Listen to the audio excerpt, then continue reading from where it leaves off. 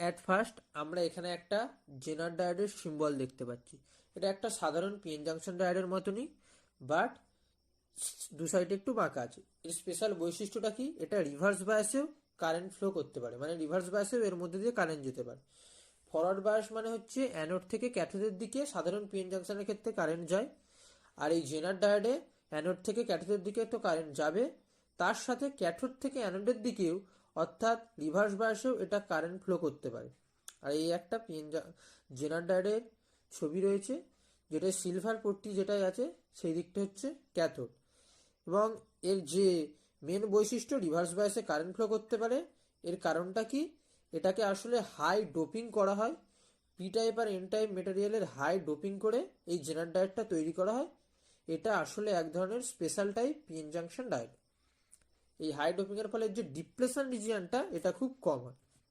তাহলে এবার চলে আসি এর স্ট্রাকচারে পি টাইপ আর N type material high doping করেই করা হয়েছে, এবং পি টাইপের দিকটা অবশ্যই অ্যানোড আর এন টাইপের দিকটা ক্যাথোড হিসাবে কাজ করে। আর এখানে একটা SiO2 বা সিলিকন ডাইঅক্সাইডের লেয়ার থাকে, আর অ্যালুমিনিয়ামের প্রায় মেটালিকের লেয়ার যেটা ক্যাথোড হিসাবে কাজ করছে। এইভাবে কনস্ট্রাকশনটা করা হয়। তারপরে এর যে ইউজেসগুলো হচ্ছে, এটা ভোল্টেজ রেগুলেশন, তারপর সুইচিং অপারেশন, ক্লিপিং সার্কিট, এইসব জিনিসে আমরা জেনার ডায়োডে ইউজ করি। এবার হচ্ছে ভিআই ক্যারেক্টারিস্টিক্স গ্রাফ। আমরা দেখতে পাচ্ছি এখানে যে ফরওয়ার্ড বায়াস গ্রাফ রয়েছে, ফরওয়ার্ড বায়াসে একটা থ্রেশহোল্ড ভোল্টেজ বলা হয়, যে ভোল্টেজের পরে কারেন্টটা অনেকটা বেড়ে যায়। ভোল্টেজ বাড়ার সাথে সাথে কারেন্ট বাড়তে শুরু করে, কারেন্ট ইনক্রিজ করে, একটা নির্দিষ্ট স্পেশাল থ্রেশহোল্ড ভোল্টেজে কারেন্টটা অনেকটা বাড়তে শুরু করে। তখন আমরা এই যে মেজরিটি ক্যারিয়ার্সের জন্য কারেন্ট পাই। আর রিভার্স বায়াসের ক্ষেত্রে কি হয়, রিভার্স বায়াসেও যতটা আমরা ভোল্টেজ ইনক্রিজ করব কারেন্ট ইনক্রিজ হবে, বাট রিভার্স বায়াসে হচ্ছে খুব স্মল পরিমাণ, আমরা খুব কম পরিমাণে একটা রিভার্স কারেন্ট পাই, যেটা কিসের জন্য হয়, মাইনরিটি চার্জ যে ক্যারিয়ার্সগুলো রয়েছে তার জন্য ফ্লো করে, তাই জন্য এটা খুব কম হয়। এবার যত ইনক্রিজ করবো রিভার্স ভোল্টেজ, কারেন্টও আস্তে আস্তে ইনক্রিজ হবে, বাড়তে থাকবে, এবং একটা নির্দিষ্ট জেনার ভোল্টেজ বলা হয়, জেনার ভোল্টেজে কারেন্ট এসে ম্যাক্সিমাম হয়ে যাবে। ওই জেনার ব্রেকডাউন ঘটে গেল এখানে, এই ব্রেকডাউন ঘটার ফলে ম্যাক্সিমাম কারেন্ট এখানেও ফ্লো করতে শুরু করে। তবে রিভার্স বায়াসে কারেন্ট ফ্লো করে মিলি অ্যাম্পিয়ারে, আর রিভার্স বায়াসে মাইক্রো অ্যাম্পিয়ারে, আর ফরওয়ার্ড বায়াসে মিলি অ্যাম্পিয়ারে কারেন্ট ফ্লো করে। তাহলে এই যে রিভার্স বায়াসে ভোল্টেজের যে ব্রেকডাউন ঘটছে, এর দুভাবে ঘটতে পারে ব্রেকডাউন। একটা ব্রেকডাউন হচ্ছে অ্যাভালেঞ্চ ব্রেকডাউন, আর একটা হচ্ছে জেনার ব্রেকডাউন। তাহলে অ্যাভালেঞ্চ ব্রেকডাউনটা কিভাবে হয়, যে অ্যাপ্লাইড যে রিভার্স বায়াস ভোল্টেজ এটা খুব বেশি করা হয়, এটা খুব হাই করা হয়। এর ফলে কি হয়, মাইনরিটি ক্যারিয়ার্সগুলো অ্যাক্সিলারেট হয়, তারপরে এগুলো খুব তাড়াতাড়ি মুভ করতে থাকে, এদের ভেলোসিটিটা খুব বেড়ে যায়। ভেলোসিটি বেড়ে গেলে কি হচ্ছে, এগুলো সংঘর্ষ করছে, কোলাইড করছে অন্যান্য অ্যাটমের সাথে, এর ফলে ফ্রি ইলেকট্রন জেনারেট হচ্ছে। সেই ফ্রি ইলেকট্রনগুলো আবার অন্যান্য অ্যাটমের সাথে সংঘর্ষ করছে, তার ফলে আরও ফ্রি ইলেকট্রন জেনারেট হচ্ছে। এইভাবে ফ্রি ইলেকট্রন জেনারেট হওয়া মানেই সেখানে হাই কারেন্ট ফ্লো করবে, হাই কারেন্ট জেনারেট হবে। এবার সাধারণ পিএন জাংশনেও তো তাহলে এটা হতে পারতো ভোল্টেজ বাড়ালে, বাট না, এর ক্ষেত্রে যে জাংশন পিএন জাংশন ডায়োড হয় সেটা ক্ষতিগ্রস্ত হতে পারে বা সেটা নষ্ট হয়ে যেতে পারে। বাট এই যে special type PN junction diode অর্থাৎ জেনার ডায়োড এমনভাবে ম্যানুফ্যাকচার করা হয়, খুব কেয়ারফুলি ম্যানুফ্যাকচার করা হয়, যেটা ব্রেকডাউন রিজিয়নেও অপারেট করা খুব সোজা হয়। তাই জন্যে এখানে যদি আমরা হাই পোটেনশিয়াল বাড়ায়ও ভোল্টেজের, তাহলে কোনো প্রবলেম হয় না এবং এটা কারেন্ট ফ্লো করতে পারে। এইভাবে হয়। অথবা দুই হচ্ছে জেনার ব্রেকডাউন। জেনার ব্রেকডাউনে কি হয়, P R N type মেটেরিয়ালকে heavily dope করা হয়। হেভিলি ডোপ করার ফলে যে এদের মাঝে যে ডিপ্লেশন রিজিয়ন সেটা খুব ন্যারো বা সরু হয়ে যায়। এটা সরু হওয়ার ফলে কি হচ্ছে, এদের যে ইনক্রিজ যত করব রিভার্স পোটেনশিয়ালটাকে, ভোল্টেজও তত কি হবে, আস্তে আস্তে ইনক্রিজ করবে, এবং এই ভোল্টেজটা যখন জেনার ভোল্টেজে পৌঁছাবে, ঠিক আছে, যখন জেনার ভোল্টেজে পৌঁছে যাবে তখন ইলেকট্রনগুলো ডিপ্লেশন রিজিয়নে সব আলাদা আলাদা হয়ে যাবে এবং সেখানেও ফ্রি ইলেকট্রন জেনারেট হবে। এবং অনেক ফ্রি ইলেকট্রন জেনারেট হওয়ার ফলে সেখানেও কি হবে, একটা হাই কারেন্ট ফ্লো করবে। এবং এখানে দেখার বিষয় হচ্ছে যে জেনার যে ব্রেকডাউনের যে ভোল্টেজ, সেটা অ্যাভালেন্স ব্রেকডাউনের ভোল্টেজের তুলনায় অনেকটা কম হয়। এদের মান হিসাবে বলতে গেলে এখানে লেখা আছে যে জেনার ব্রেকডাউনের ক্ষেত্রে ভোল্টেজের মান 4 ভোল্টের কম হয়, ব্রেকডাউন ভোল্টেজ জেনারের ক্ষেত্রে 4 ভোল্টের কম, বাট অ্যাভালেন্সের ক্ষেত্রে 6 ভোল্টের বেশি ব্রেকডাউন ভোল্টেজ। তার মানে অ্যাভালেন্স ব্রেকডাউন ক্ষেত্রে আমার ভোল্টেজ জেনারের থেকে বেশি লাগে। আমাদের আজকে প্রথম টপিক যেটার ব্যাপারে আমরা ডিসকাস করব সেটা হচ্ছে আমাদের জেনার ডায়োডের স্পেসিফিকেশনস। জেনার ডায়োড অপারেট করে সেমভাবে কনভেনশনাল ডায়োডসের মতো, ফরওয়ার্ড বায়াস যখন তাকে করা হয়। They have a bias turn on voltage between 0.3 to 0.7 volts.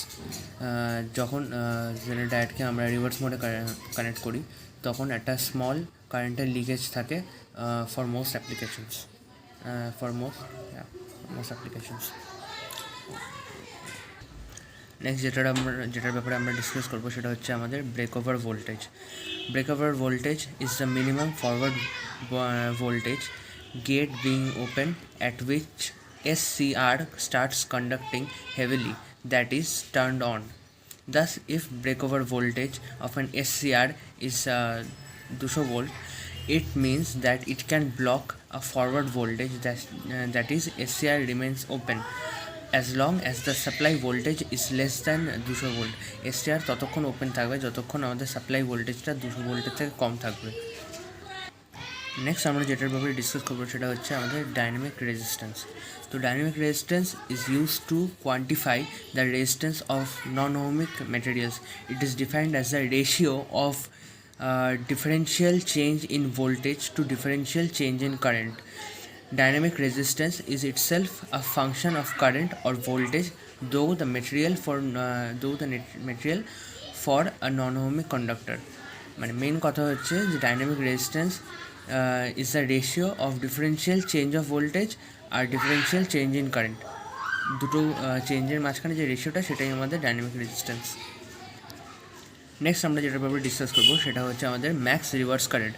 তো ম্যাক্স রিভার্স কারেন্ট বা আইআর হচ্ছে the amount of current through the diode in reverse bias operation with the maximum rated inverse voltage applied, VDC, sometimes referred to as leakage current.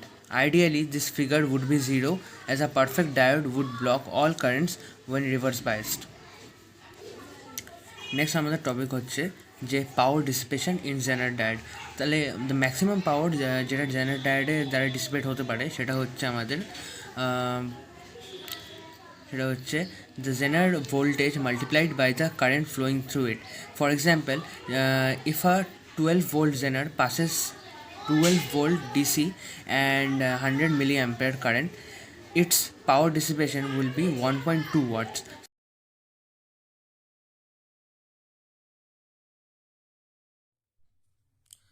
তাহলে rectifier কি আজ জানবো। Rectifier হলো AC কারেন্টকে DC কারেন্টে convert করে কে rectifier.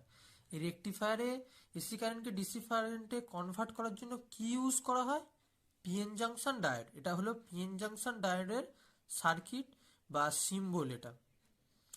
তাহলে কেন হয় এরকম, এতে শুধুমাত্র ওয়ান ডাইরেকশানে কারেন্ট ফ্লো করতে পারে, মানে ফরওয়ার্ড বায়াসে কারেন্ট ফ্লো করবে আর রিভার্স বায়াসে কারেন্ট ফ্লো করবে না। তাহলে এটা হচ্ছে সার্কিট ডায়াগ্রাম, একটা পিএন জাংশন ফরওয়ার্ড বায়াসে রয়েছে। মানে পিএন জাংশনের অ্যানোডটা ব্যাটারির পজিটিভ প্রান্তের সাথে যুক্ত রয়েছে, তখন আমরা দেখতে পাচ্ছি যে এর মধ্যে দিয়ে কারেন্ট ফ্লো করছে। বাট যখন ব্যাটারির নেগেটিভ প্রান্ত এর পজিটিভ পিএন জাংশনের অ্যানোডের সাথে যুক্ত রয়েছে, তখন কোনো কারেন্ট ফ্লো করবে না। অর্থাৎ ফরওয়ার্ড বায়াসে কারেন্ট ফ্লো করে, রিভার্স বায়াসে কারেন্ট ফ্লো করে না। এই ধর্মকেই কাজে লাগিয়ে পিএন জাংশনের আমরা কি তৈরি করি, রেকটিফায়ার। আবার রেকটিফায়ার হচ্ছে ট্রান্সফরমারের সাথে অনেক জায়গায় ইউজ করা হয়। আমরা এসি টু ডিসি করি, যেরকম মোবাইল চার্জারে আমরা ব্যবহার করা হয়।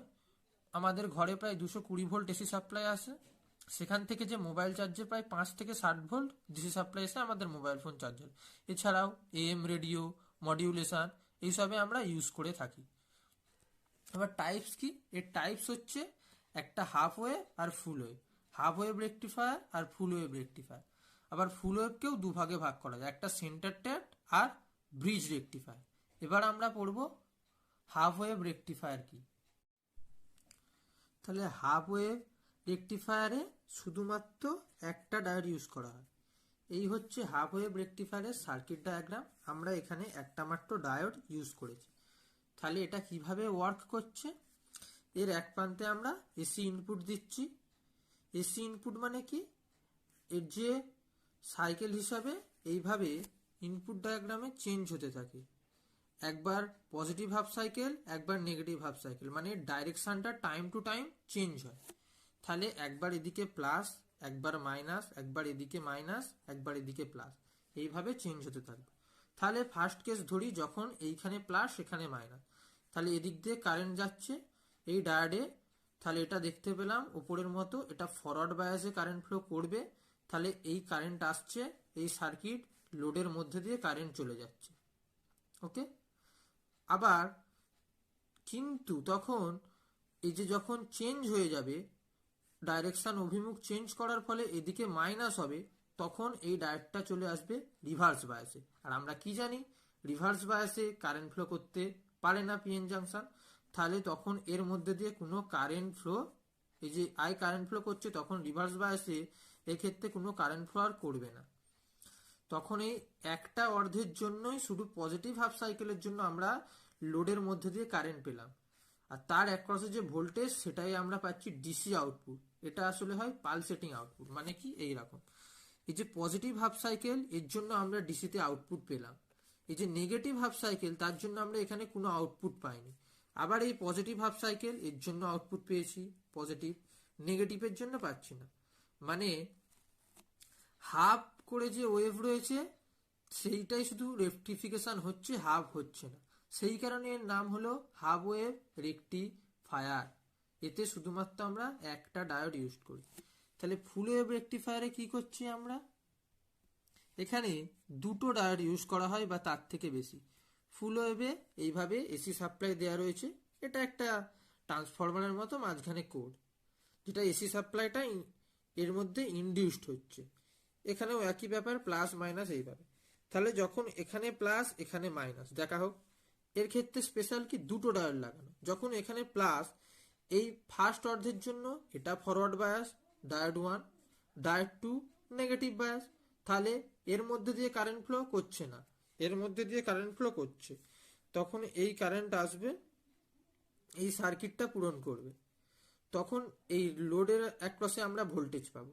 আবার যখন এইখানে প্লাস এখানে মাইনাস পরের জন্য, তখন এইটার মধ্যে দিয়ে কারেন্ট ফ্লো করবে, এটার মধ্যে দিয়ে কারেন্ট ফ্লো করবে না। কেন? কারণ এটা তখন ফরওয়ার্ড বায়াস, এটা নেগেটিভ বায়াস। তাহলে এইভাবে দেখতে পাচ্ছি যে দু ক্ষেত্রেই কারেন্টের ডাইরেকশন একই অভিমুখে। তাহলে কারেন্টের ডাইরেকশন একই অভিমুখে, চেঞ্জ হয়ে গেল, সেটা ডিসিতে হয়ে গেল, আর ডাইরেকশন চেঞ্জ নেই। তাহলে এর হচ্ছে ওয়েভ ফর্ম এইরকম। ওখানে আমরা নেগেটিভের জন্য কোনো ওয়েভ ফর্ম পাচ্ছিলাম না, বাট এখানে নেগেটিভের জন্য প্লাস, এখানে প্লাসের জন্য তো অবশ্যই প্লাস, নেগেটিভের জন্য প্লাস। মানে ডিসি আউটপুটে পুরো ফুল ওয়েভ, প্রতিটা ওয়েভের জন্যই আমরা একটা পালসেটিং ডিসি আউটপুট পাচ্ছি, যেটা হয়তো একটু ভ্যারিয়েবল, বাট এর মানটা আমরা ডিসি পেয়ে গেলাম। এবার আসছি ফুল ওয়েভের একটা ধরন, যার নাম হলো সেন্টার ট্যাপ। সেন্টার ট্যাপে কি হচ্ছে, একই রকম এইভাবে ট্রান্সফরমার এসি সাপ্লাই যাচ্ছে, একটা ইন্ডাক্টর ইনডিউসড ইএমএফ হচ্ছে। এর টার্নস রেশিও 1:2 অনুপাতে বেশিরভাগ ক্ষেত্রে থাকে। একইভাবে দুটো ডায়োড, বাট এটার নাম সেন্টার ট্যাপ কেন হলো, এই যে ইন্ডাক্টরের যে সেন্টার থাকে, এই সেন্টারে মানে এদিকে যতটা অংশ এদিকেও ঠিক ততটাই আছে, এই সেন্টারে আমরা এইটা কানেক্ট করে রেখেছি, সেন্টারে ট্যাপিং করা হয়েছে, তাই জন্য এর নাম হলো সেন্টার ট্র্যাপ ফুল ওয়েভ রেকটিফিকেশন। বাদ বাকি পুরো সেম, আগে যেরকম বললাম ফুল ওয়েভ। এই অংশটার জন্য কি হবে, এর মধ্যে দিয়ে যখন এদিকে প্লাস, এর মধ্যে দিয়ে এটা যখন ফরওয়ার্ড, তখন এটা রিভার্স বায়াস, তাহলে ফরওয়ার্ড বায়াসে কারেন্ট ফ্লো করবে, রিভার্স বায়াসে করবে না। আবার এই নেগেটিভ অর্ধের জন্য তখন এইটা কি করবে, কারেন্ট ফ্লো করবে, এটা করবে না। তাহলে দু ক্ষেত্রেই কারেন্ট এই অংশ দিয়ে একই সেম ডাইরেকশনে প্রবাহিত হবে। আর এই হচ্ছে লোড রেজিস্ট্যান্স, এর অ্যাক্রসে যে ভোল্টেজ সেটা ডিসি আউটপুট, এবং একই রকম এর ইনপুট, এর আউটপুট, এর আউটপুটের দুটোই আমরা ফুল ওয়েভ রেকটিফায়ার পাচ্ছি, এই যে মাইনাসের জন্য পজিটিভ পাচ্ছি। তাহলে এই গোটা হচ্ছে একটা ওয়েভ 0 to 2 পাই, তার জন্য 0 to 2 পাই আমরা কি পেয়ে গেলাম, ফুল ওয়েভ রেকটিফায়ার পেয়ে গেলাম। এবার হলো ব্রিজ রেকটিফায়ার। এটা প্রধানত মোবাইল চার্জের ইউজ করা হয় এবং এটা খুবই মোস্টলি ইউজড এক ধরনের রেকটিফায়ার। একইভাবে এসি ইনপুট সাপ্লাই দেওয়া হলো, এখানে আমরা 4টে ডায়োড ইউজ করছি এবং 4টে ডায়োড প্রায় ব্রিজের আকারে আছে, তাই জন্য এটাকে বলে ব্রিজ রেকটিফায়ার। তাহলে এর কনস্ট্রাকশনটা ভালো করে বোঝা যায়। এই যে ডায়োড 1, ডায়োড 2, ডায়োড 3, ডায়োড 4 এইভাবে লাগানো রয়েছে। তাহলে একইভাবে প্লাস মাইনাস মাইনাস প্লাস, যখন প্লাস হবে এখান দিয়ে যাবে ডায়োড D1, আমরা দেখতে পাচ্ছি ফরওয়ার্ড বায়াস, তাহলে এর মধ্যে দিয়ে কারেন্ট ফ্লো করবে। আর এই ডায়োড D2 রিভার্স, তাহলে এর মধ্যে দিয়ে কারেন্ট ফ্লো করবে না, তাহলে কারেন্টের ডাইরেকশন এইভাবে এখানে আসবে, এসে হয় এখানে নয় এখানে, এখানে তো রিভার্স বায়াস, তাহলে এর মধ্যে দিয়ে কারেন্ট ফ্লো করবে। কারেন্ট এসে লোডের মধ্যে দিয়ে ব্যাকে চলে গেল, এইভাবে কারেন্ট আবার এখানে যাবে, এই পয়েন্টে যাওয়ার পরে হয় এখানে নয় এখানে। এবার এখানে বোঝার জিনিস যে কারেন্ট এখান দিয়ে যাবে না, কারেন্ট এখান দিয়ে যাবে, কেন? দুটোই তো ফরওয়ার্ড বায়াস। তাহলে ব্যাপারটা কি, এই যে এতটা পথ ঘুরে ঘুরে কারেন্টটা এসছে, তাহলে এখানে কিছুটা ভোল্টেজ ড্রপ হয়েছে, এটা লো ভোল্টেজ হয়ে গেছে। আর এখানে ডাইরেক্ট ভোল্টেজ আসছিল, তাহলে এখানে রয়েছে হাই ভোল্টেজ। কারেন্ট কখনো লো থেকে হাই ভোল্টেজে ফ্লো করে না, সবসময় কারেন্ট কোন ডাইরেকশনে ফ্লো করে, হাই টু লো। তাহলে কারেন্ট এইখান থেকে এই ডাইরেকশনে চলে আসবে, এই ডাইরেকশনে এসে সার্কিট কমপ্লিট করলো। এবার আবার উল্টো ক্ষেত্রে দেখা যাক, এইটা নেগেটিভ, তাহলে এখানে রিভার্স বায়াস হয়ে যাবে তখন। তাহলে এইখানে পজিটিভ থাকবে, এই কারেন্ট যাবে এই ডাইরেকশনে, এখানে যাবে, এটা ফরওয়ার্ড বায়াস। একইভাবে গেল, এটা রিভার্স, এখানে আবার কারেন্ট আসবে, কারেন্ট আসবে, কারেন্ট আসবে, এই জায়গা দিয়ে আবার কারেন্ট চলে যাবে। এখানেও সেই একই কেস হবে, এখানে তখন হয়ে যাবে কেসটা কি, হাই ভোল্টেজ, তখন এইটা লো ভোল্টেজ, এইভাবে। তাহলে একই ডাইরেকশনে আবার কারেন্ট ফ্লো করলো, কারেন্ট ফ্লো করার ফলে আমরা যে আউটপুটটা পেয়ে যাব সেটা ডিসি আউটপুট, এবং এর আউটপুটটা এরকম, সবই একই রকম, এই আউটপুট, এই আউটপুট, এই আউটপুট তিনটেই এরকম অনেক থাকবে। এগুলো হচ্ছে সব 0 to 2 পাই, এইটা একটা সাইকেলের জন্য। আর এই যে এটা দেখানো হয়েছে এটা ফিল্টার, আমরা এই আউটপুটটাকে শোধরানোর জন্য ফিল্টার ইউজ করি, ক্যাপাসিটার, ইন্ডাক্টর অনেক কিছু ইউজ করি, যেগুলো এর যে মানটা এতটা ভেরিয়েবল হয় না, একটু কমে যায়। তো আমার পার্ট হচ্ছে আজকে 1.1.2, যেখানে প্রথমে আছে সার্কিট অপারেশন অফ রেকটিফায়ার। এখানে রেকটিফায়ারের কিছু যে অ্যাপ্লিকেশনস আছে সেগুলো সম্বন্ধে আলোচনা আছে, সেটার পিডিএফ দেওয়া আছে, সেটা একটু তোরা দেখে নিন, ওখানে বোঝার কিছু নেই। তা আমি শুরু করছি পরের টপিক থেকে, সেটা হচ্ছে গিয়ে ইনপুট অ্যান্ড আউটপুট ওয়েবফর্মস। এখানে কিছু ইনপুট ওয়েবফর্মস দেওয়া আছে, যখন এই প্রথম এটা রয়েছে, এটা হচ্ছে ডিসি ওয়েবফর্ম। এখানে আই ইকুয়ালস টু আইএম হচ্ছে ম্যাক্সিমাম ভ্যালুটা, বা তোরা ভি দিয়েও ডিনোট করতে পারিস, ভোল্টেজের কারেন্টের ক্ষেত্রে একই ওয়েবফর্ম হবে দুটো ক্ষেত্রে। তারপরে এটা আছে, এটা স্কোয়ার ওয়েবফর্ম। স্কোয়ার ওয়েবফর্মে এখানে দেখতে পাচ্ছিস তোরা কীরকম ভ্যালু আছে, এখানে ভি ইকুয়ালস টু ভিএম বা 0, যে কোন টাইম পিরিয়ডের জন্য কত সেটাও দেওয়া আছে। এরপরে এই যে সাইনোসয়েডাল ওয়েবফর্ম, এটারও দেওয়া রয়েছে I equals to IM sine omega T. তারপরে এটা ট্রায়াঙ্গুলার ওয়েবফর্ম এখানে দেওয়া আছে, এটা একটা আরবিটারি ওয়েবফর্ম, মানে এটা জেনারেল কেসটি ধরতে পারি, যেরকম খুশি, এটার কোনো মানে আই ইকুয়ালস টু আইটি, মানে এটা ফাংশন, এটা কোনো ডিফাইন নেই। আর আউটপুট ওয়েবফর্ম এগুলো সব এই যে half wave rectifier for AC মানে আমি এখানে সাইনোসয়েডাল ওয়েবফর্ম হবে আর কি, ঠিক আছে। এটা ফুল ওয়েভ রেকটিফায়ার ফর এসি, হচ্ছে আরএমএস ভ্যালু। তো এখানে আরএমএস ভ্যালু ডেফিনেশন দেওয়া আছে। মেনলি আরএমএস ভ্যালু কিছুই না, আরএমএস ভ্যালু হচ্ছে গিয়ে তোর মানে রুট মিন স্কোয়ার, যেটাকে ভাঙলে যেটা হয় রুট মিন স্কোয়ার, ঠিক আছে। এই ক্ষেত্রে কি হয়, আমরা এই যদি একটা এসি ভোল্টেজকে আমরা দিই কোনো কিছুর মধ্যে দিয়ে, ধর 20 ভোল্ট একটা ডিসি দিচ্ছি আমরা যে কোনো একটা সার্কিটে, ঠিক আছে, 20 ভোল্ট ডিসি দিলাম আমরা যে কোনো সার্কিটে, তবে সেই সার্কিটে যে পরিমাণ হিট জেনারেটেড হবে ওই সূত্র জুলের সূত্র দিয়ে, মানে H equals to I square R টি।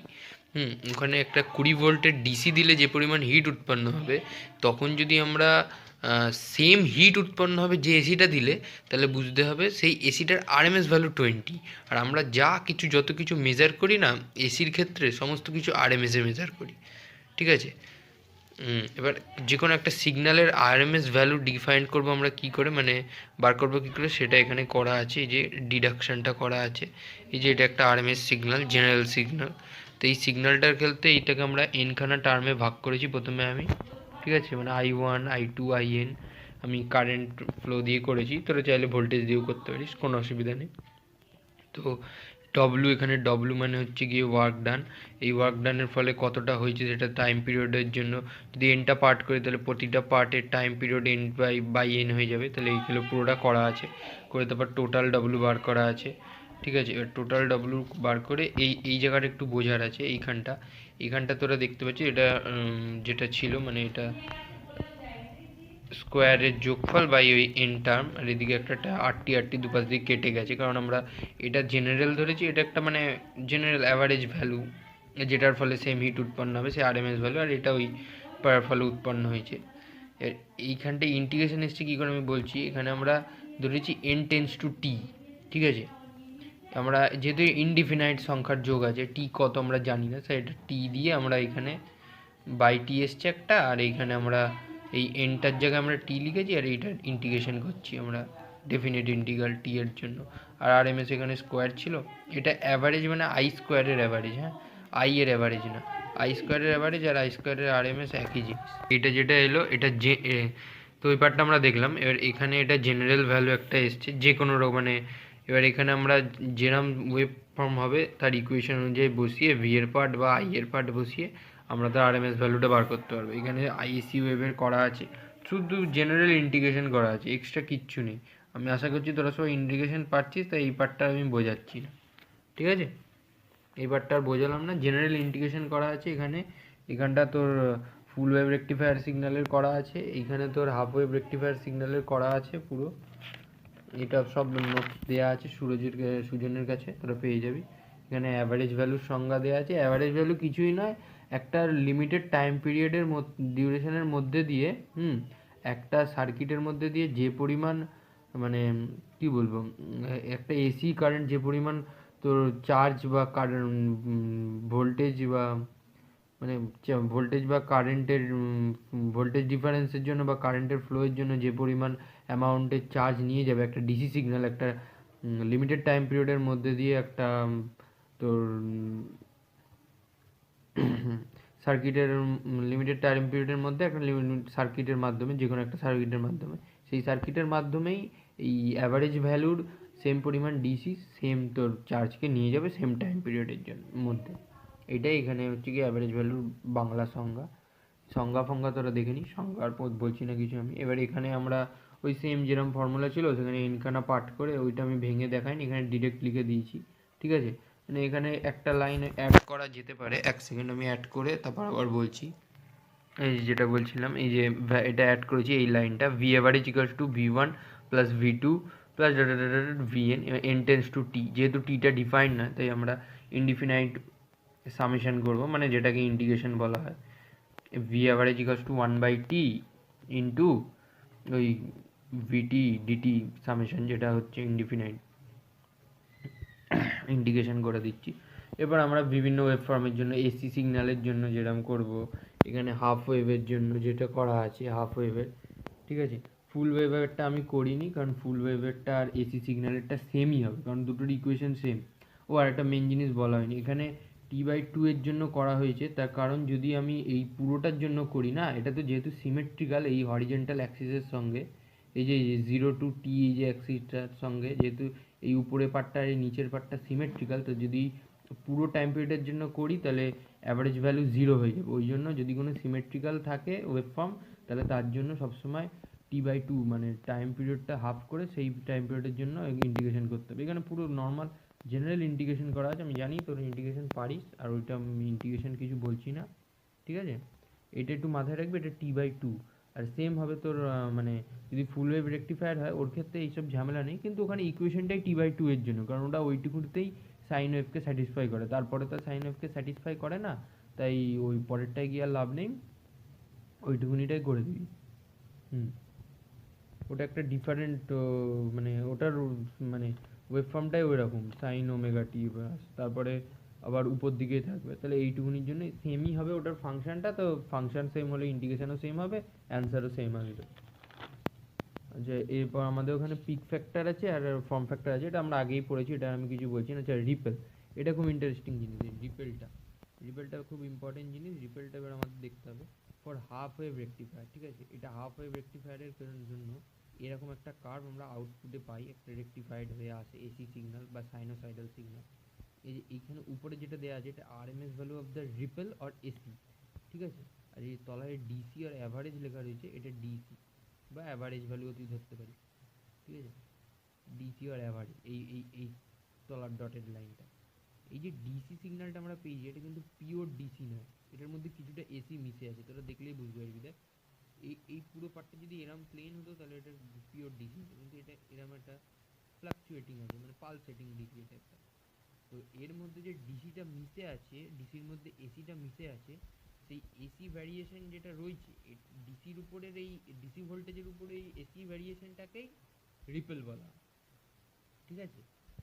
এবার এই রিপেলটাকে এর থেকে আরেকটা টার্ম আছে, এটা হচ্ছে রিপেল ফ্যাক্টর।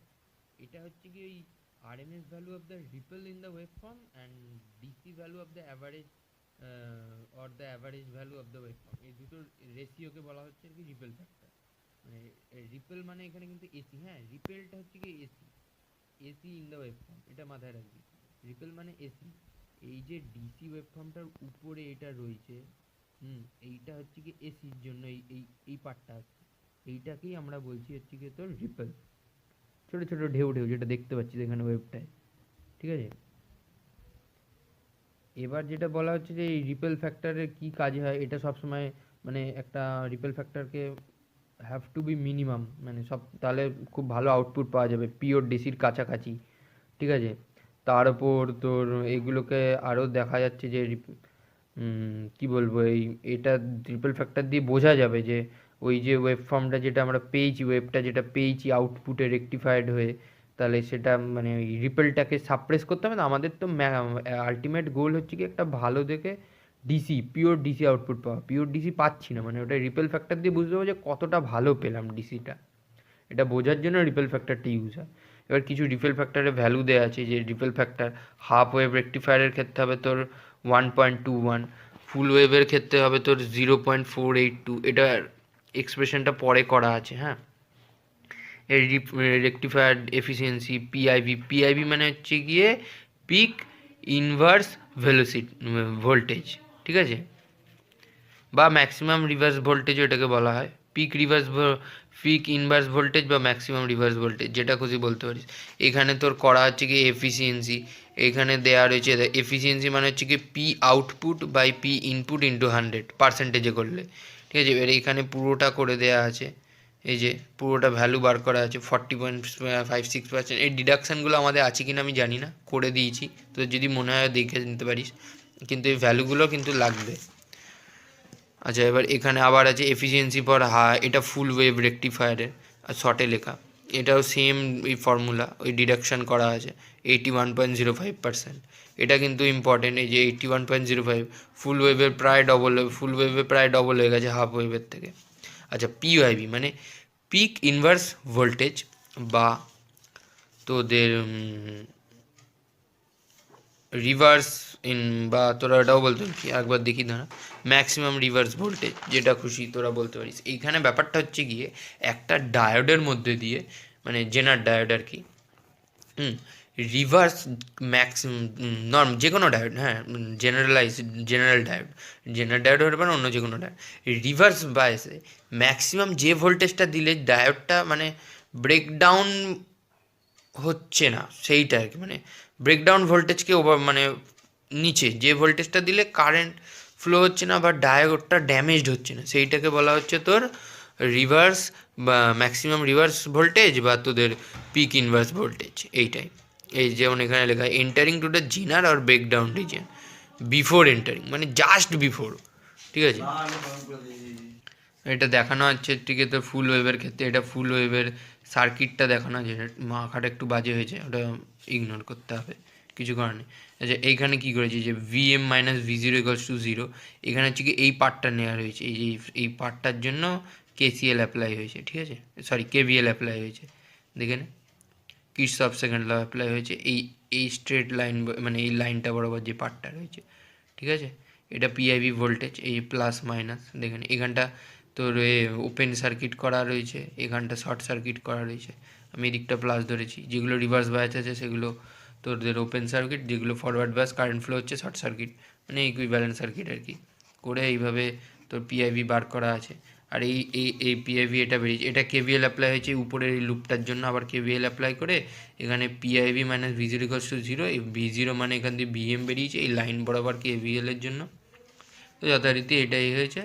আর এইটা খুব ইম্পর্টেন্ট, এইটা স্যাটিসফাই করবে এই যে তোর এই পিআইভি আছে, এটা স্যাটিসফাই করবেই, কারণ এটা যদি না করে পিআইভি যদি এর থেকে ছোটো হয়ে যায় ভিএমের থেকে, তার মানে ভাব পিআইভি ছোটো মানে ভিএম এর মধ্যে দিয়ে পিআইভি দিয়েও বেশি যাচ্ছে, তার মানে ডায়োডটা ব্রেকডাউন বা জেনার ভোল্টেজের জেনার ব্রেকডাউন বা এভালাঞ্চ ব্রেকডাউনের কাছে চলে যাবে আর ডায়োডটা ড্যামেজ হয়ে যাবে, তাহলে তো সার্কিট নষ্ট হয়ে গেলো, তাহলে হবে না ওটা করলে, ঠিক আছে।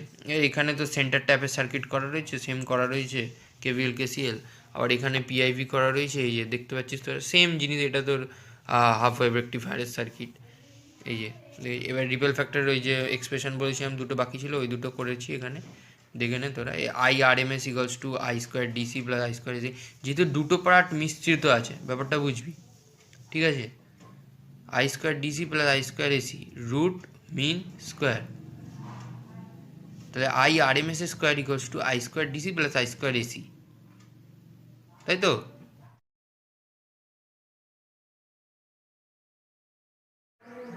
সো আজ আমরা জানবো নিড অফ ফিল্টার্স, মানে ফিল্টার কি কিসের জন্য প্রয়োজন হয়। তো ফার্স্ট জানবো যে ফিল্টার কি।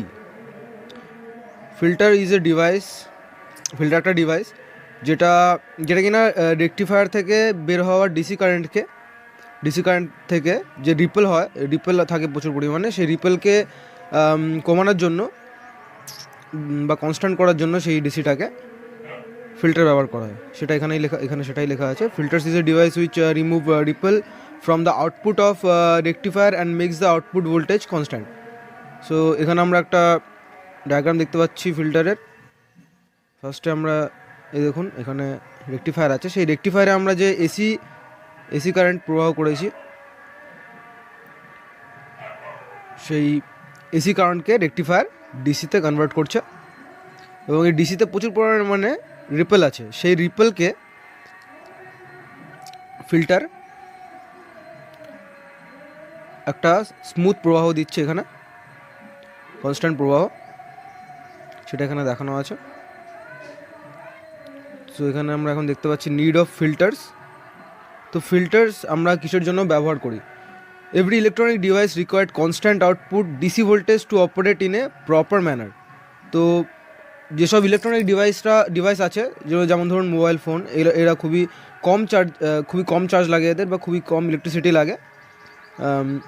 সো সেক্ষেত্রে এদের ডিসি ভোল্টেজ দিতে হয়, তাও একটা স্পেশাল প্রপার ম্যানারের ডিসি ভোল্টেজ দিতে হয়, যেখানে কোনো রিপেল থাকবে না।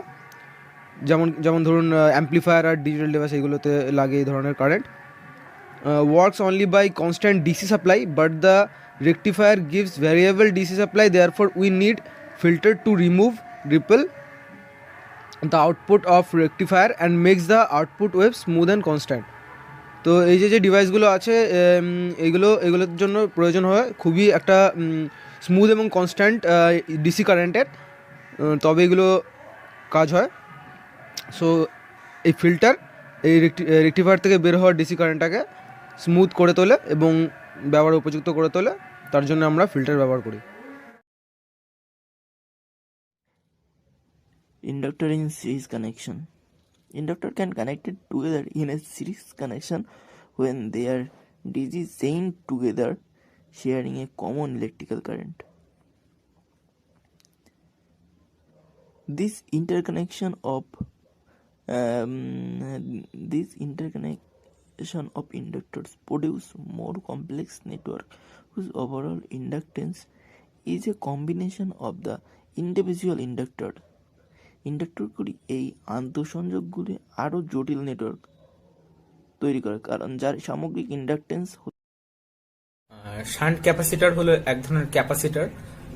এটি একটি ফিল্টার হিসেবে কাজ করে এবং রেকটিফায়ার থেকে যখন কারেন্ট এসি থেকে ডিসি হিসেবে বেরোয় তখন সে ডিসির ভোল্টেজ খুবই ওঠানামা করে এবং ডিসিটি পিওর ভাবে বেরোয় না।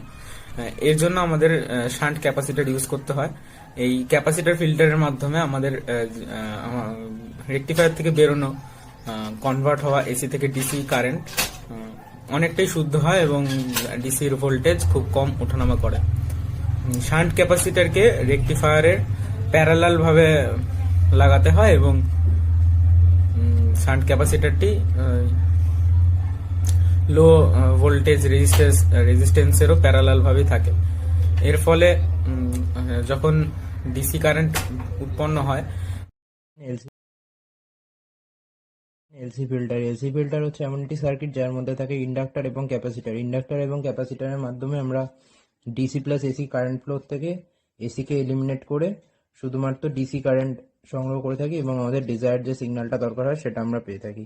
তো এলসি ফিল্টার যেটা 3 রকমের হয়, low pass filter, high pass filter, band pass filter. এবার এখানে আমরা দেখে নেবো এলসি ফিল্টার কীভাবে কাজ করে। তো এখানে একটা রেকটিফায়ার থাকে, রেকটিফায়ারের থেকে দুটো কানেকশন আসছে এবং এখানে যে ইন্ডাক্টরটা আছে সেটা সিরিজে লাগানো আছে।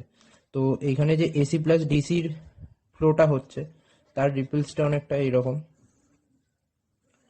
একটা রিপলসে আসছে।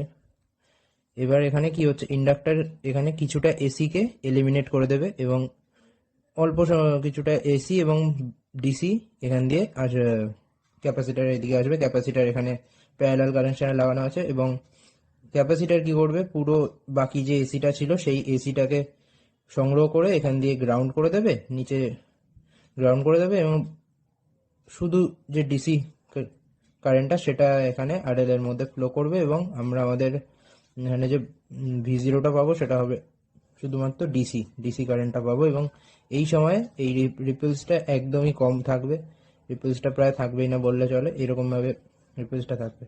তো এই ছিল ডিসি কারেন্ট এলসি ফিল্টারের কার্যকারিতা।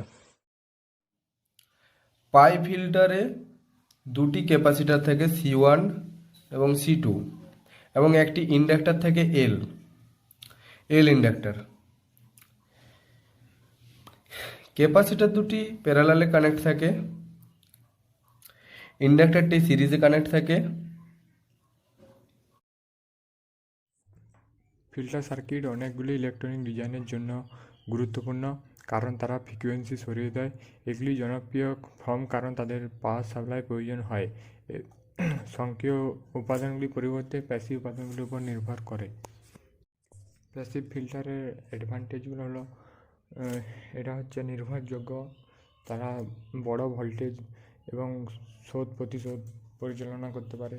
ফ্রিকোয়েন্সি পরিসরে কোনো সময়োদ্যতা নেই, ডিজাইন করা সহজ।